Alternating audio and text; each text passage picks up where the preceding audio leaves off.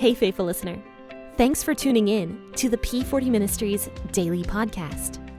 This podcast is dedicated to helping you grow spiritually so you can grow personally. Let's grow together by building a consistent Bible reading routine. This is Jen, your host, and today we will be discussing the book of Exodus.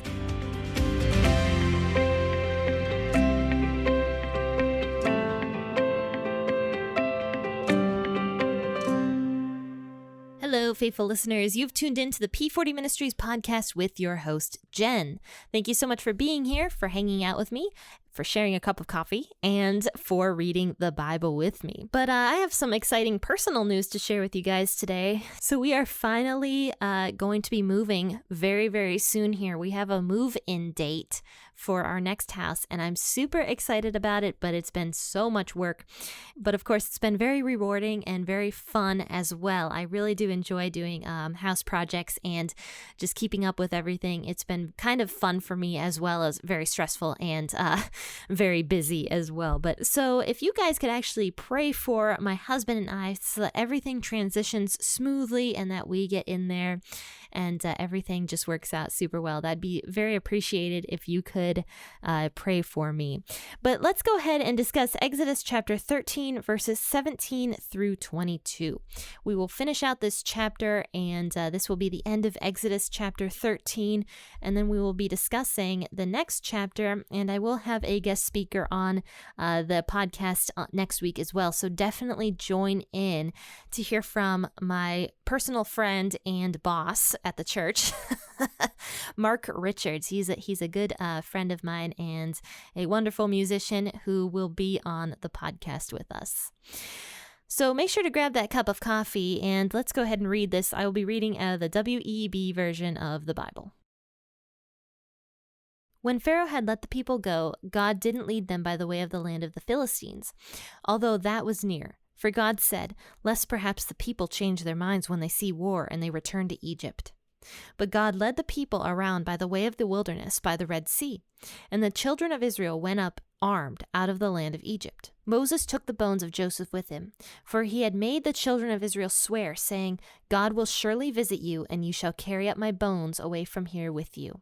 They took their journey from Succoth, and encamped in Etham in the edge of the wilderness. Yahweh went before them by day in a pillar of a cloud, to lead them on their way, and by night in a pillar of fire, to give them light, that they may go by day and by night.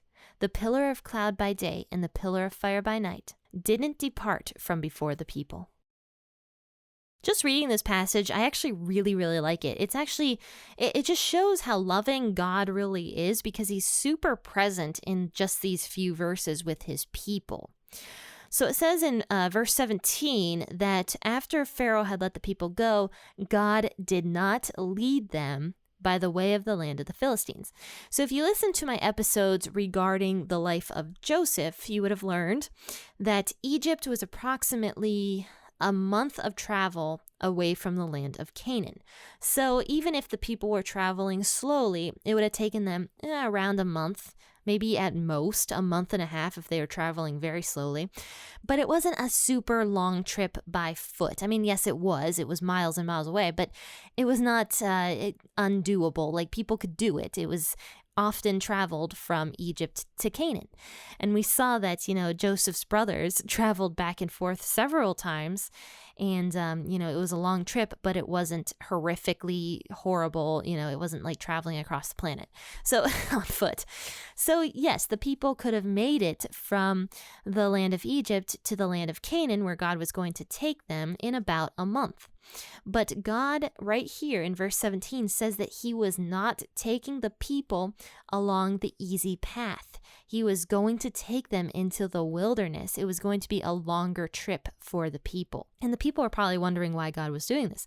But God specifically says here, it says that God did not lead them by the land of the Philistines because God said the people might change their minds when they see war and they might just go back to Egypt. They might just stop following me and they might just go back to Egypt.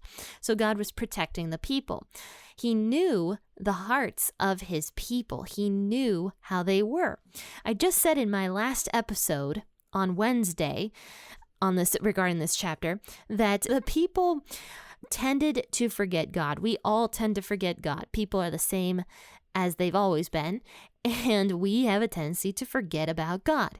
So, of course, when the people see war, God knew that this would make the people very upset and they would leave and go back to the land of Egypt. God already knew this before the people even said a word about going back to the land of Egypt.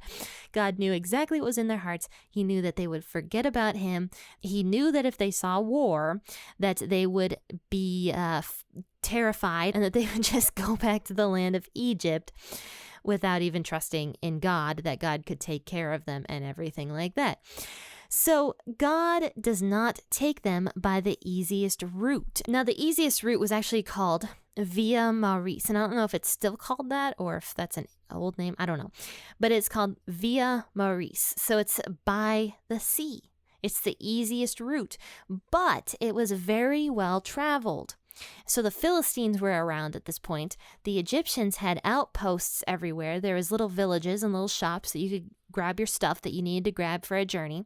It was the easiest way to travel, but God doesn't take them up that route because he knew that maybe war might happen either with the Philistines who lived around that area, or it might happen with the Egyptian outposts. So God knew one way or another war would end up happening if he took his people up that path, that very simplistic path. Something would happen, war would break out, the people would freak out, they would forget about God, and they would travel back into Egypt and become slaves for their entire lives. So God doesn't allow that to happen. He takes them up away from the Via Maris and he leads them into the wilderness up near the Red Sea. So it says that God is leading them up towards the Red Sea, and the children of Israel went up armed out of the land of Egypt. So they're taking their weapons with them. They're already terrified, that war might happen.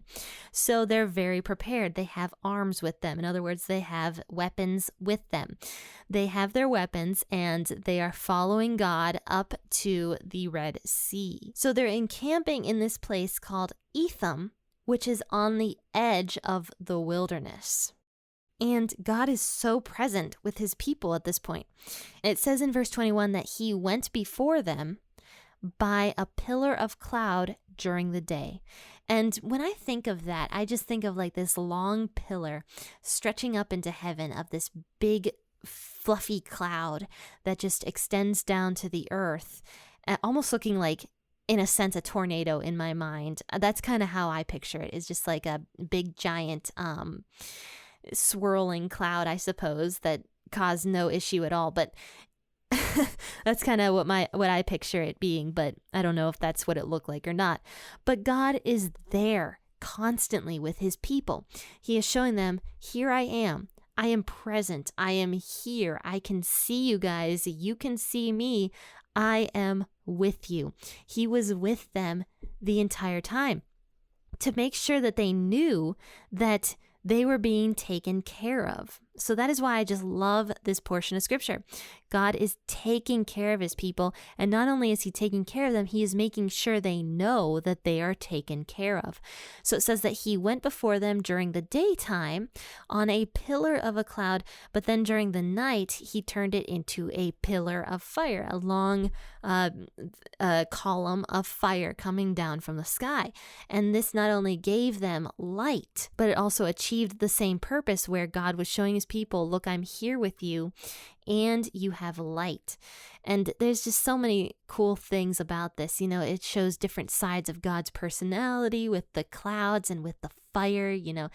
The fire is so intense and it has so much heat and it has light, and then clouds are gentle and soft, and it's so cool, the different layers you can really peel back and think about who God is just looking at the pillar of cloud and then the pillar of fire at nighttime, and just how God provides light and provides provides rain, and it's just really cool. I just like thinking about that kind of stuff. But I mean, not going too in depth with that, but God was basically just showing his people that he was there for them and that he was leading the way as well. The people didn't have to think about where they had to go. God was there. He was going to lead the way the entire time, take them on the best possible path that they needed to go on so that war didn't break out with the Egyptians or with the Philistines or anything like that, but God was taking them to the best possible path. And he knew what would happen when he takes them up to the Red Sea. I mean, we've heard the story since childhood in Sunday school that the Red Sea parts as Pharaoh is coming down to rage war against the Israelite people. But we know that God fought that battle for the Israeli people. The Israeli people didn't have to do anything. All those weapons that they brought were absolutely useless. So, and I mean, I'm giving away so many spoilers if you guys don't know the story, but basically, God was showing his people that he was there for them. He was going to fight their battles. He was going to take them the best possible path. He was going to provide light for them. And it says that in verse 22, that the pillar of cloud didn't depart, and the pillar of fire did not depart from them before the entire people, and it was easy for them to travel both day and night. Now, of course, God is not a grueling God. He was not like, keep going, you're going to travel all day and all night and not get any sleep. No, of course not. That's ridiculous. And, people see these kinds of verses and they like to twist them and think that, oh, God is just another slave driver like the Egyptians. No, of course not. God is a freedom giver. He's a lover of his people. I mean, he loves his people, and, he's not a grueling slave master that's going to be like, get moving, you don't have any time to rest. No, of course not. That's absolutely ridiculous. I mean, just looking at God's personality and who he is, where he immediately gives his people days off and stuff like that to celebrate the Passover and to have a celebration. It's absolutely ridiculous to think that God is just slave driving his people up to the Red Sea. Like I said, people like to see these kinds of verses and just twist them into oblivion. But one other thing I want to mention here before I conclude is verse 19. It says that Moses took the bones of Joseph with him because Joseph had made the children of Israel swear that they would take his bones out of Egypt. Now, Joseph, not only was he a wonderful translator of dreams, but he was kind of a prophet in a sense as well, because he was able to prophesy things that would happen in the future. So he prophesied, obviously, dreams. He knew about the famine that was going to happen in the land of Egypt. And that is why he became such a prominent figure in the land of Egypt, is because he was a prophet. And the Pharaoh at that time period, 400 years before any of this even happened in Exodus, knew that Joseph was a God-fearing man who had God on his side, which is why Joseph became so prominent. He was the second in command of all of Egypt during that time period.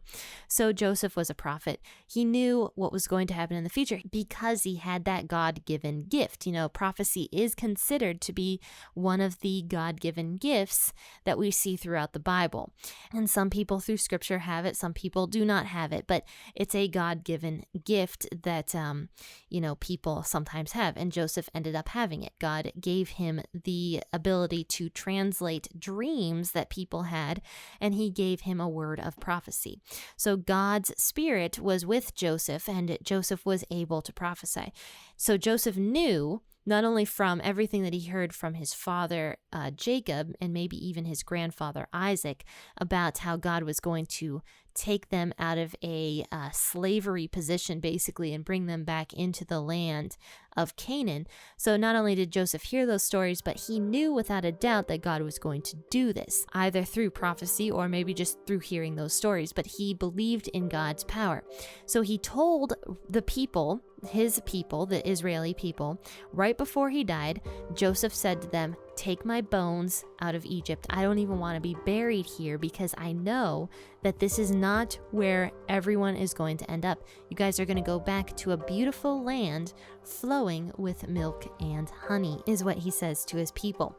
Now we know from the beginning of Exodus that Joseph was in fact not buried in the land of Egypt. His casket was put in the center square, kind of, for the people to see, because he was a very prominent man in Egypt, and he was allowed to do that kind of stuff. So Moses and the people take the bones of Joseph with them, because Joseph had asked them to do this, and the people did this. They remembered to do that. Either Moses remembered or Aaron remembered. Someone remembered to take Joseph's bones with them. They're like, oh, we got to take Joseph. We promised him we would. 400 years ago, can't forget Joseph here. So they took the bones of Joseph with them in order to bury him in the land of Canaan. So everybody, this was the end of Exodus chapter 13. Definitely join me on Monday to discuss the beginning of Exodus chapter 14. And Exodus is not a super long book of the Bible. There's about 40 chapters in it, and we're flying right through. We're almost halfway done with Exodus, as odd as that sounds. We are getting close to the middle of Exodus. So join me at 6 a.m. on Monday to discuss more of Exodus. But don't forget that on Tuesdays and Thursdays, I also do an episode out of the New Testament. So please join in then as well. I air all my podcast episodes at 6 a.m. on the weekdays. So join in whenever you want. They're always available. You don't have to listen in at 6 a.m. They're always available for you to go back and to listen to. Or if you want to wake up later, if you want to listen to them at night even, you can listen to them whenever you want. But friends and faithful listeners, thank you so much for tuning in this morning. Happy listening, and God bless.